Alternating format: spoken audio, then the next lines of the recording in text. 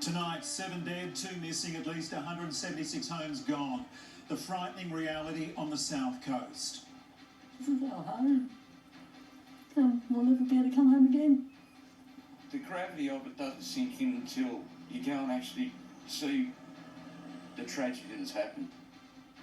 We hear from the fire crew that drove into hell in Nowra and survived, but a warning tonight, a new heat wave is on the way. The Defence Force sending warships and helicopters to help in bushfire relief. And remembering the victims, the cricketers to wear black armbands during the Sydney Test. This is 9 News with Mark Burrows. Good evening. The flames died down a little today, but the death toll from the South Coast firestorm has grown. Tonight we know at least 7 people are dead, and the official count for lost homes has reached 176. That number seems certain to rise. We begin in the small coastal community of Conjola. Tonight residents are trying to map out their futures after returning to a town that's now little more than charred ruins. This was a bustling holiday town.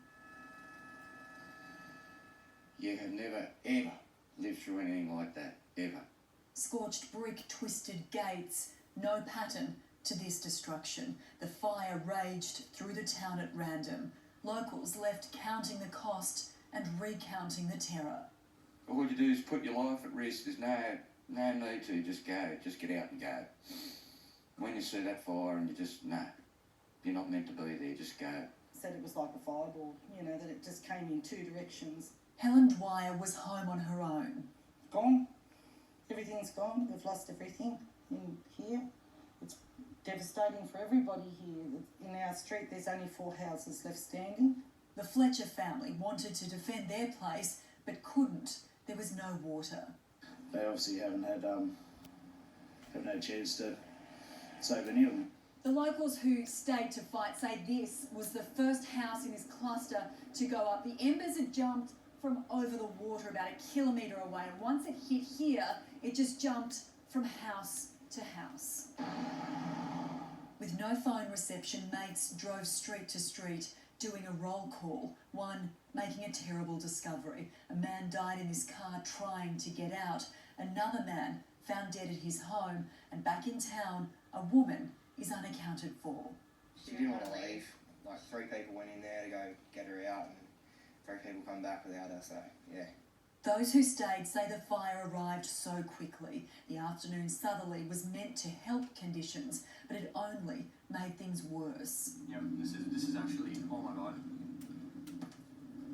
all these houses are going to burn down.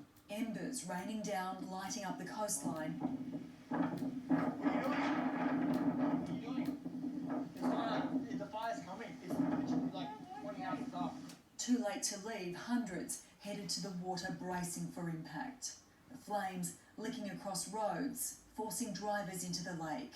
For those who remained in town, a simple garden hose, their only weapon, and the fight isn't over yet. There's now a town to rebuild, but the community is adamant this won't beat them. Nothing else to say, really. We've just got to pick up the pieces now and move on.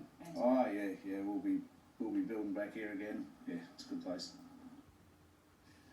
And Danielle Post is there. Danielle, there is growing frustration there now at Lake Conjola. Mark, adding to the heartbreak, a lot of the owners of these homes can't even get in here to see them destroyed, to see them like this. A lot of people don't even know if their houses are standing or if they're lost. This is a town that is cut off. There is no power, there is no phone reception, and they're running out of food. The highway is also cut from Nowra down to Milton, so there's no way in and no way out, but there are hundreds of tourists who are keen to get home, and many people here who just want to let their loved ones know they're safe and they're okay. Okay, Danielle, thank you. In Batemans Bay, nearly everyone has a story to tell, and some of the hardest to hear were from the ones who have lost it all.